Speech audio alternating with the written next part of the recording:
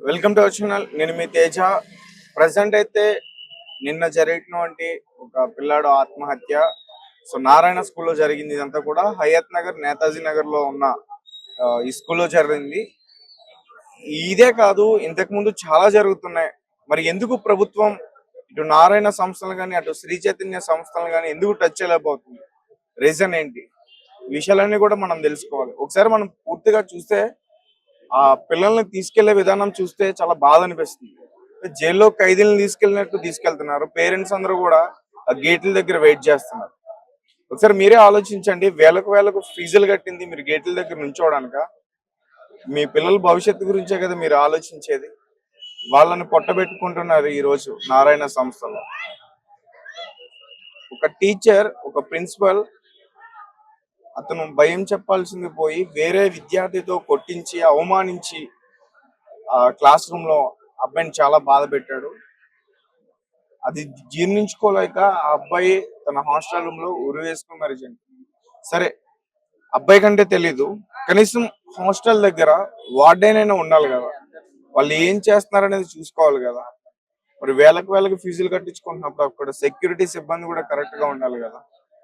ఎవరు లేదు. ఒకసారి మీరే చూడండి, ఆ పేరెంట్స్ ఆ గేట్ల దగ్గర ఎట్లా వెయిట్ చేస్తున్నారో, వాళ్ళ పిల్లలు ఎప్పుడు బయటకు వస్తారని ఎదురు చూస్తున్నారు.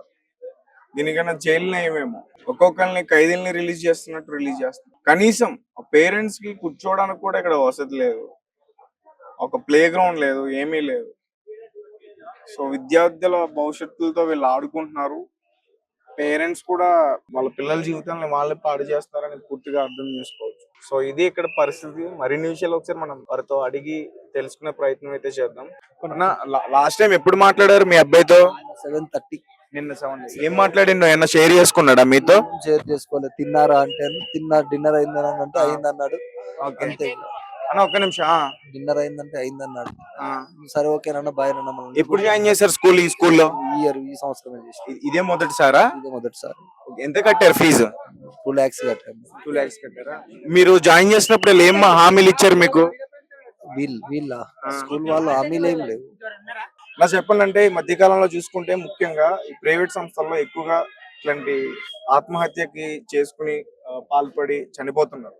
అసలు చాలా జరుగుతున్నాయి. ఎందుకు దీనిపైన ప్రభుత్వం రెస్పాండ్ కావట్లేదు అనుకోవచ్చు? ఈ మధ్యకాలంలో కాదు, ఈ నారాయణ చైతన్యాలు ఎప్పుడైతే ఎస్టాబ్లిష్ అయినాయో, ఏదైతే ఇది కమర్షియల్ గా వీళ్ళ ధ్యేయమే డబ్బులు దండుకోవడం, మభ్యపెట్టి మాయ మాటలు చెప్పడం, ప్రకటనలు ఇచ్చుకోవడం, ఇక్కడ మా కాలేజీలో చేరితే తప్ప మీకు ర్యాంకులు రావు అని వాళ్ళ పేరెంట్స్ మైండ్ లో పిఆర్ఓలను పెట్టుకొని ఊర్లో వీళ్ళ ఎడ్యుకేషన్ సిస్టమ్ ని పూర్తిగా ఖరాబ్ చేసారు వీళ్ళు. నారాయణ చైతన్య ఏదైతే కార్పొరేట్ సిస్టమ్ ఉందో, పిల్లలకు వాళ్ళు 5th 6th క్లాస్ చదువుతున్నప్పుడే పోయి మా కాలేజీలో మా స్కూళ్ళలో చేర్పించండి పిఆర్ఓలు పెట్టుకొని గ్రామీణ స్థాయిల నుంచి తీసుకొచ్చి ఆ పిఆర్ఓలు ఏంటంటే మేము మాట్లాడి చేర్పిస్తాం, కొంత మీకు కమిషన్ ఉంటది కాబట్టి ఇది ఎట్లా అంటే ఒక బ్రోకర్ వ్యవస్థను తయారు చేసిరు వీళ్ళు. నారాయణ చైతన్య అనేటోళ్ళు ఒక బ్రోకర్ వ్యవస్థను తయారు చేసిరు. గ్రామీణ ప్రాంతాల్లో కొంత బాగా చదివే విద్యార్థులను తీసుకొచ్చి వాళ్ళకు కొంత సపరేట్ కొంత శిక్షణ ఇప్పించి ఆ ర్యాంకులను మాత్రమే టీవీలలో చూపించి మిగతాదంతా మనం అక్కడ ఊర్లలో చూస్తాం కదా, గొర్రెలు మేపడానికి చేనులలో తీసుకుపోయి కట్టేసి దానికి ఒక ఫెన్సింగ్ వేసేస్తాడు. ఆ టైప్ లో వీళ్ళు ఇక్కడ మేనేజ్ చేస్తా ఉన్నారు. దీంట్లో చదివే పిల్లలు, చదవని పిల్లలు అందరినీ ఒకే దగ్గర పెట్టేసి వాళ్ళ మీద బాగా వాళ్ళని ఒత్తిడి తీసుకొచ్చి మీరు చదవాలి అని చెప్పేసి ఫీజుల వల్లనే ఎక్కువ ఇబ్బందులకు గురవుతున్నారు పిల్లలు. వాళ్ళకి చెప్పేది ఒకటి ఉంటది, తీసుకొచ్చినాక అడ్మిషన్ తీసుకొచ్చినాక మరుసటి రోజు నుంచే నువ్వు 70% కట్టాలా, 80% కట్టాలా, నెల 2 నెలలు కాందే నువ్వు మొత్తం ఫీజు కట్టాలని చెప్పి వేధించడము. ఇటు చూస్తే వాళ్ళకి మార్కులు బాగానే వస్తున్నప్పటికీ ఇంకా చదవాలని చెప్పేసి ఒత్తిడి చేయడము. దానివల్ల విద్యార్థులు ఏంటంటే అటు పేరెంట్స్ డబ్బులు కట్టలేక, ఇటు వీళ్ళు చదవలేక మనశ్శాంతికి ఆందోళన గురై మేము ఎన్నో సంవత్సరాలుగా మేము ఓయూజేఏసీ తరఫున చాలా కొట్లాడాం. మేము ఉమ్మడి రాష్ట్రంలో ఉన్నప్పటి నుంచి కొట్లాడుతూనే ఉన్నాం వీళ్ళ మీద. ఇక్కడ సిచ్యువేషన్ ఏంటంటే, అంటే ప్రిన్సిపాల్ తోటి విద్యార్థులతో కొట్టించడం ఎంతవరకు కరెక్ట్? వీళ్ళ దాంట్లో ఒక్కటి కాదు సిస్టమ్, ఆ విద్యార్థుల్ని పూర్తిగా బెండ్ చేయడానికి విద్యార్థుల్లో కొట్టించడం, లేదంటే వాళ్ళని అందరు విద్యార్థుల మీద లేపి నిలబెట్టడం, లేదా బయట నిలబెట్టడం, ఇట్లాంటివి. అంటే ఎటు పోయి ఆ విద్యార్థి అనేటోడు వీడు ఫుడ్ బాగా పెట్టకున్నా, స్టడీస్ బాగా చెప్పకున్నా కూడా ఏం మాట్లాడవద్దు ఆ స్థాయికి తీసుకొచ్చి, ఇంకా వాడు ఏదంటే అది మాకు పట్టిన కుందేలకు 3 కాలంటే 3 ఉంటాయి కదంటే సార్ 3 ఉన్నాయని చెప్పే స్థితికి తీసుకొస్తా ఉన్నారు. ఇప్పుడు కూడా లోపలికి కొంతమంది పేరెంట్స్ అలౌ చేయట్లేదు, అంటే ఒక జైలు లాగా ఉంది ఇది. లేరు, వీళ్ళ సిస్టమ్ ఏంటంటే ఒక అబ్బాయి చనిపోగానే వెంబడే పేరెంట్స్ తో మాట్లాడతారు. ఆ నారాయణ సిస్టమ్ చైతన్యలో ఉన్న పెద్ద స్థాయి వాళ్ళు పొలిటీషియన్స్ తో కూడా మాట్లాడతారు.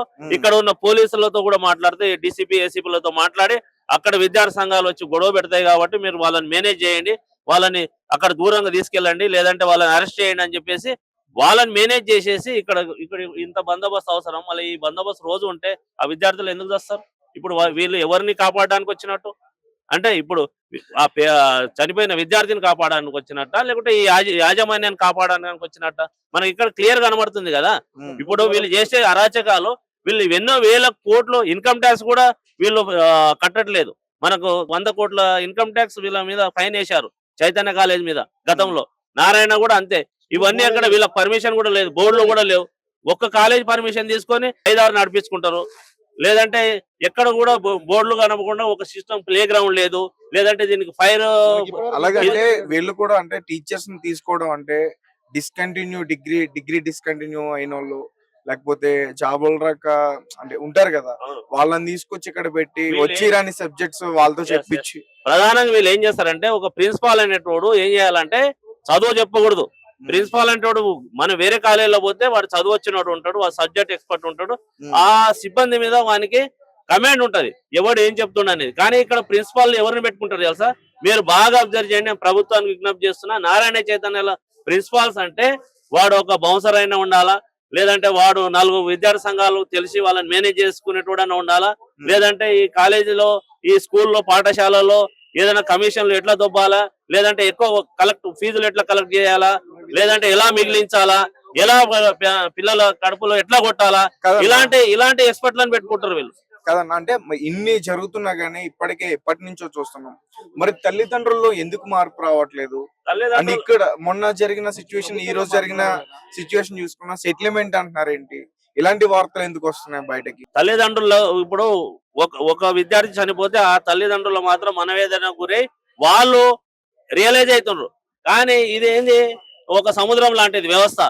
ఈ వ్యవస్థలో మిగతాది టీవీలలో ఆ ర్యాంకులు చూసి లేదు దాంట్లో పోతేనే మంచి ర్యాంకులు వస్తాయి. పేరెంట్స్ లలో ఒకటి చాలా, నేను పేరెంట్స్ కూడా విజ్ఞప్తి చేస్తున్నా, మీ ఒకవేళ విద్యార్థి ఎంపీసీ బైపీసీ చదవలేని స్థాయిలో ఉంటే మీరు వేరే కోర్సులు చేయించండి. ఎందుకు మీ పిల్లల్ని ఉసురు పోసుకుంటున్నారు? మీరు వాళ్ళు మార్కులు రాలేడలా మీరు వేరే కోర్సులు కూడా ఉన్నాయి, మేము వాళ్ళు కూడా విజ్ఞప్తి చేస్తున్నాం. మీరు ఎందుకు బై ఫోర్స్ గా తీసుకొచ్చి డాక్టర్ అవుతాడు, ఇంజనీర్ అవుతాడు, డాక్టర్లు ఇంజనీర్ రోడ్ల మీద తిరుగుతున్నారు. డాక్టర్లు అనేటోళ్ళు ఇక్కడ ఏం చేస్తారని చెప్పేసి మీరు వీళ్ళకి ఫీజు కట్టడం తప్పిస్తే వాడు ప్రయోజకుడు కాడు. అట్లని చెప్పేసి కన్న కొడుకు కంటి ముడుగా లేదని చేస్తాడు. మేము పిల్లలకు కూడా పేరెంట్స్ కూడా చెప్తున్నాము, మీ పిల్లలు ఏది చదవగలిగితే అదే చదివించండి. ప్రభుత్వాన్ని కూడా విజ్ఞప్తి చేస్తున్నాము. ఒక్కటే కార్పొరేట్ సిస్టమ్ లో ఇన్ని కళాశాలలకు అనుమతులు ఇవ్వద్దు. ఎందుకంటే తెలంగాణలో కూడా మనం కొట్లాడిందే మనము ఇక్కడ స్థానిక యువకులకు ఉద్యోగాల గురించి. ఇక్కడ ఎవరైనా ఒక కాలేజ్ పెట్టుకొని నడిపించగలరా? కోట్ల రూపాయలు ఉన్నాడు కూడా నారాయణ చైతన్య పోటీగా ఇవాళ స్కూల్ కాలేజీలు పెట్టలేని పరిస్థితులు. అంటే తెలంగాణ యువత చదువుకున్న వాళ్ళు రోడ్ల మీదే ఉన్నారు. ఒక స్కూల్ పెట్టుకోలేని పరిస్థితి. ఒక స్కూల్ పెట్టుకొని నడిపించుకొని మంచిగా మనం పాఠాలు చెబుతామంటే కూడా వీళ్ళు చెప్పలేని పరిస్థితి. ఎందుకంటే వానే కొనేస్తారు.